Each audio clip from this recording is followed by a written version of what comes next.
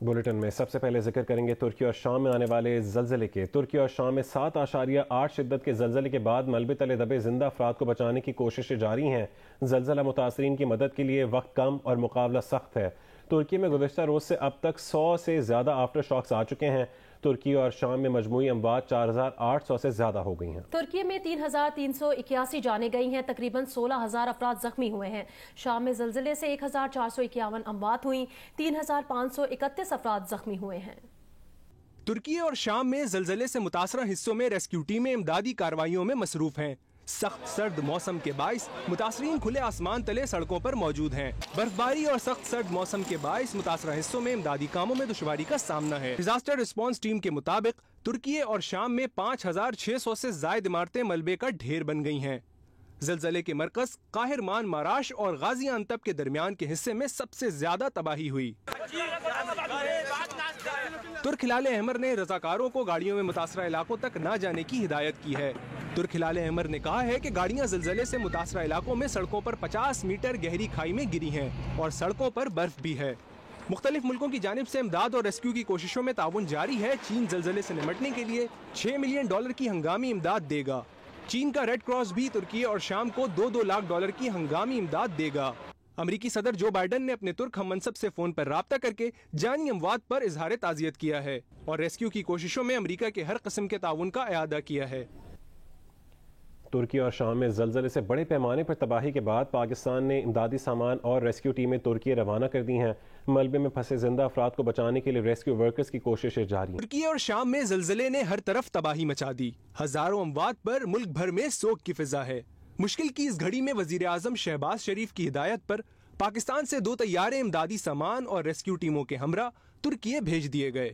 Rescue 1122 کی جو search and rescue team ہے اور کہ وہ اس کو موبلائز کیا جائے ٹرکی کے لیے، تو ابھی جو ہماری ریسکیو 1122 کی جو اقوام متحدہ سے انسراغ سے سرٹیفائڈ ٹیم ہے وہ اس وقت جا رہی ہے اپنی لوگ جو کہ متاثر ہیں ترکی کے اندر، شام کے اندر، ان کی مدد کے لیے۔ Pakistan rescue team UN INSARAG certified is ready to help the Republic of Turkey in this hard time and we will do our best to save lives۔ Army chief کی ہدایت پر پاک فوج کے 2 دستے گزشتہ شب بھیجے گئے ہیں۔ ISPR کے مطابق آرمی ڈاکٹرز، نرسنگ سٹاف اور ٹیکنیشنز کو ترکی بھیجا گیا ہے۔ میڈیکل ٹیم 30 بستروں کا موبائل اسپتال قائم کرے گی۔ آج صبح دوسری پرواز بھی ریسکیو 1122 کے اہلکاروں اور امدادی سامان لے کر ترکی روانہ ہوئی۔ PIA کا طیارہ 51 رکنی ریسکیو ٹیم کو لے کر آج دوپہر استنبول پہنچے گا۔ PK-707 پاکستانی ریسکیو ٹیم اور خصوصی آلات کے ساتھ لاہور سے استنبول روانہ ہوگی۔ C-130 طیارہ 10 ٹن امدادی سامان کے ساتھ ترکی پہنچے گا۔ وزیر اعظم شہباز شریف اور وزیر خارجہ بلاول بھٹو زرداری کل ترکی جائیں گے۔ ترک صدر سے ملاقات ہوگی۔ مصیبت کی گھڑی میں اظہار ہمدردی کیا جائے گا۔ زلزلے سے متاثرہ علاقوں میں سردی اور بعض علاقوں میں برفباری سے متاثرین اور ریسکیو ٹیموں کو شدید مشکلات کا سامنا ہے۔ ترک صدر طیب اردگان نے ترکی میں 7 روزہ قومی سوگ کا اعلان کیا ہے۔ اپڈیٹ کریں آپ کو، ترجمان پاک فضائیہ کے مطابق پاک فضائیہ کا C-130 طیارہ ترکی پہنچ گیا ہے۔ ترکی اور شام میں زلزلے سے بڑے پیمانے پر تباہی کے بعد پاکستان نے ترکی کو امدادی سامان اور ریسکیو ٹیمیں روانہ کر دی ہیں۔ ملبے میں پھنسے افراد کو بچانے کے لیے ریسکیو ورکرز کی کوششیں جاری ہیں اور ترجمان پاک فضائیہ کے مطابق پاک فضائیہ کا C-130 طیارہ ترکی پہنچ گیا ہے۔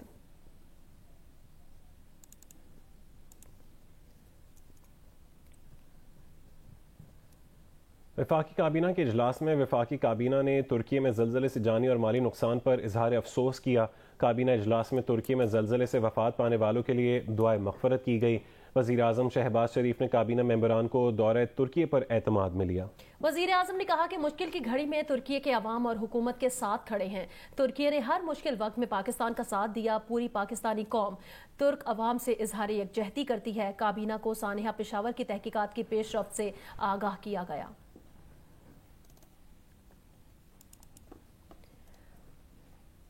توشہ خانہ ریفرنس میں عمران خان کے خلاف فوجداری کارروائی کے کیس میں عمران خان پر فرد جرم ایک بار پھر عائد نہ ہو سکی۔ ایڈیشنل سیشن جج ظفر اقبال نے عمران خان کی حاضری سے استثناء کی درخواست قبول کر لی ہے۔ اسلام آباد کے ایڈیشنل سیشن جج ظفر اقبال کی عدالت میں توشہ خانہ سے متعلق الیکشن کمیشن کی عمران خان کے خلاف فوجداری کارروائی کرنے کا کیس زیر سماعت آیا۔ عدالت نے عمران خان کو فرد جرم عائد کرنے کے لیے آج طلب کر رکھا تھا، لیکن عمران خان کے وکلاء کی جانب سے حاضری سے استثناء کی درخواست دائر کر دی گئی۔ جج نے استفسار کیا کہ ایسے عمران خان کی حاضری سے استثناء کی درخواستیں کب تک دائر ہوتی رہیں گی؟ فرد جرم کیسے عائد ہوگا؟ جس پر عمران خان کے وکیل علی بخاری نے کہا کہ صحت نے اجازت دی تو عمران خان عدالت آ جائیں گے۔ ڈاکٹروں کی ہدایت پر عمل کر رہے ہیں، ہمیں کیس کی تصدیق شدہ کاپیاں فراہم نہیں کی گئی ہیں، واٹس ایپ کے اسکرین شاٹس لگا کر کاپیاں فراہم نہیں کی جاتی۔ وکیل الیکشن کمیشن نے اعتراض اٹھاتے ہوئے کہا کہ عمران خان ابھی تک عدالت کیوں نہیں آئے؟ کنٹینرز پر تو انہیں ہم نے ناشتے ہوئے دیکھا ہے۔ پی ٹی آئی وکلا اپنے ساتھ میراثی لاتے ہیں، جس پر وکیل علی بخاری نے ایسے بیانات نہ دیے جائیں جن سے لگے کہ منشیوں والا کام کیا جا رہا ہے۔ دوران سماعت پی ٹی آئی وکلا اور الیکشن کمیشن کے درمیان شدید تل کلامی بھی ہوئی۔ پی ٹی آئی وکلا نے کہا کہ الیکشن کمیشن کے وکیل نے اپنے الفاظ واپس لیں، مقابلہ کرنا ہے تو سیاسی میدان میں کریں۔ عدالت نے الیکشن کمیشن کے وکیل کو تصدیق شدہ کاپیاں عمران خان کے وکلا کو فراہم کرنے کی ہدایت کر دی۔ وفاقی وزیر اطلاعات مریم اورنگزیب کا کہنا ہے کہ جمعرات کو ہونے والی اے پی سی مؤخر کر دی گئی ہے۔ وزیر اعظم کل صبح انقرہ روانہ ہوں گے۔ اے پی سی کی آئندہ تاریخ کا اعلان بعد میں کیا جائے گا۔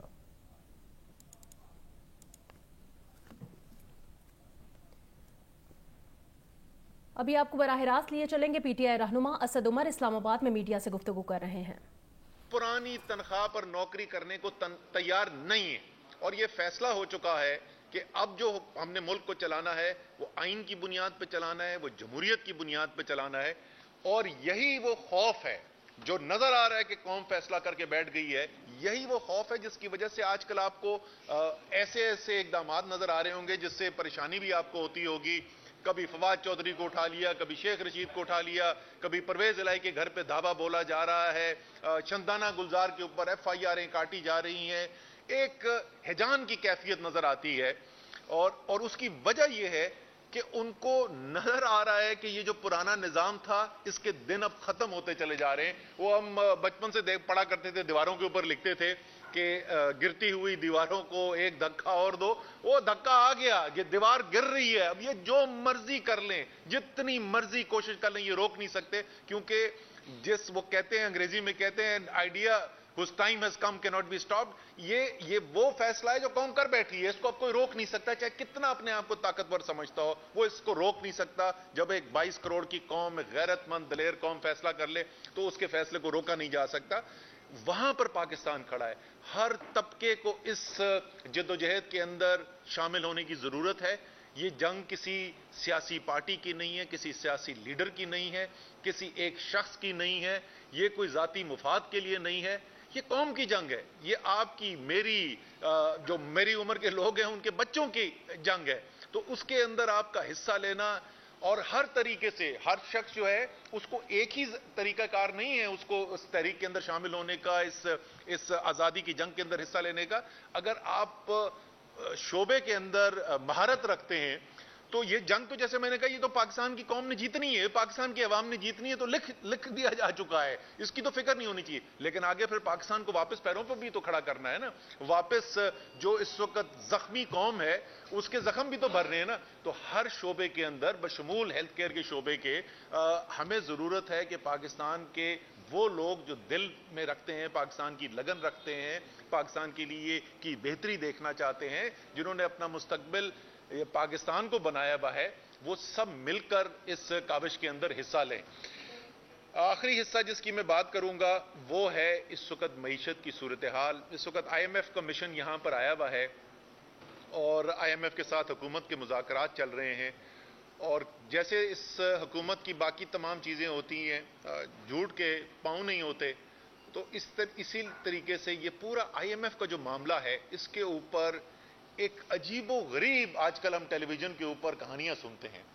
ذرا سا واپس یاد دلا دیں کہ پاکستان جو ہے جس وقت حکومت عمران خان کی ختم ہوئی، جس وقت بیرونی مداخلت کی بنیاد کے اوپر ایک رجیم چینج آپریشن کیا گیا اور اس رجیم چینج آپریشن کے لیے عدم اعتماد کا ووٹ لایا گیا، تو اس وقت 7th review I am F کا چل رہا تھا۔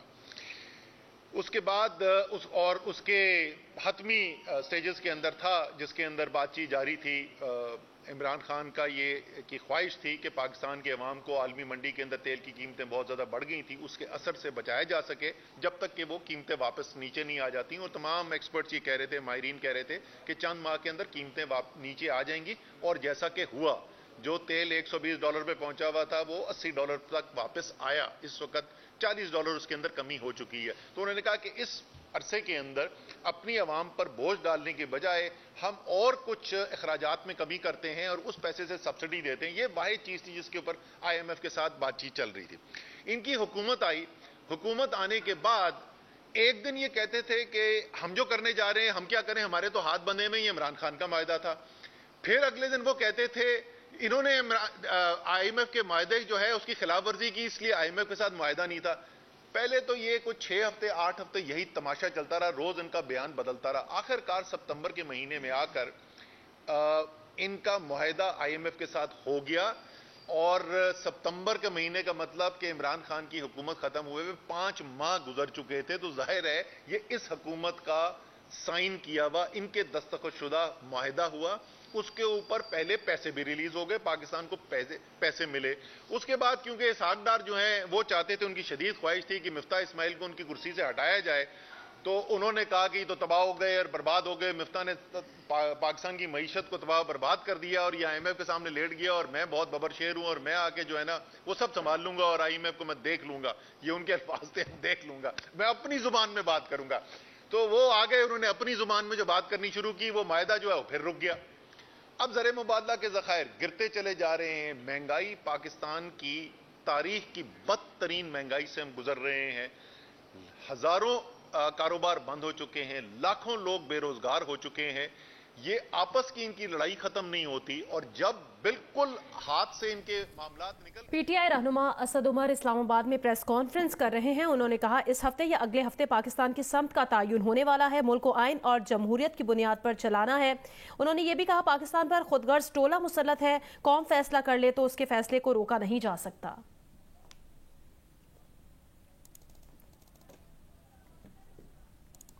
آپ کو خبر دیں، نگراں حکومت نے پرویز الہی دور کے گجرات ڈویژن کے منصوبوں کی تفصیلات مانگ لی ہیں. ذرائع کا کہنا ہے کہ پنجاب کے سرکاری خزانے سے گجرات ڈویژن پر کتنی نوازشات ہوئیں، رپورٹ طلب کر لی گئی ہے. مزید جانیں گے جیو نیوز کی نمائندہ دعا مرزا سے. دعا، اپڈیٹ کیجیے گا. جی بالکل، نگران حکومت نے سابق وزیر اعلیٰ پنجاب پرویز الہی کے دور میں ہونے والے منصوبوں کے خلاف کمر کس لیا، اور اسپیسیفکلی گجرات ڈویژن پر کتنی نوازشات ہوئی ہیں اس پر رپورٹ طلب کی گئی ہے. پنجاب حکومت نے 3 رکنی کمیٹی سے 7 روز میں رپورٹ طلب کی ہے. پنجاب نے جتنے بھی منصوبے گجرات ڈویژن میں لگائے گئے ہیں کمیٹی اس کا جائزہ لے گی. 3 اعلیٰ افسران پر مشتمل یہ کمیٹی بنائی گئی ہے، اور گجرات ڈویژن پر جو منظور شدہ فنڈز ہے اس کا بھی جائزہ لیا جائے گا، جبکہ 3 اعلیٰ افسران پر مشتمل جو کمیٹی ہے وہ گجرات ڈویژن کا دورہ بھی کرے گی، اور جتنے بھی فنڈ اس کے لیے اپروو ہوئے ہیں وہ کہاں کہاں استعمال ہوئے ہیں، کب استعمال ہوئے ہیں، اور کتنے دور کا یہ پروجیکٹ ہے، اس تمام پر ایک تفصیلی رپورٹ جو ہے وہ 7 دن میں جمع کروانے کے حوالے سے آرڈرز دیے گئے ہیں، جس پر کمیٹی نے کام جو ہے وہ شروع کر دیا. جی بہت شکریہ دعا مرزا اپڈیٹ کرنے کے لیے. خیبر پختونخوا میں انتخابات سے متعلق چیف سیکرٹری اور IG الیکشن کمیشن کو آج بریفنگ دیں گے. ذرائع کے مطابق چیف سیکرٹری انتخابات کی تیاری اور دیگر امور سے متعلق الیکشن کمیشن کو آگاہ کریں گے. مزید تفصیلات جانتے ہیں جیو نیوز کے نمائندے ابو بکر سے. ابو بکر، کیا تفصیلات ہیں آپ کے پاس؟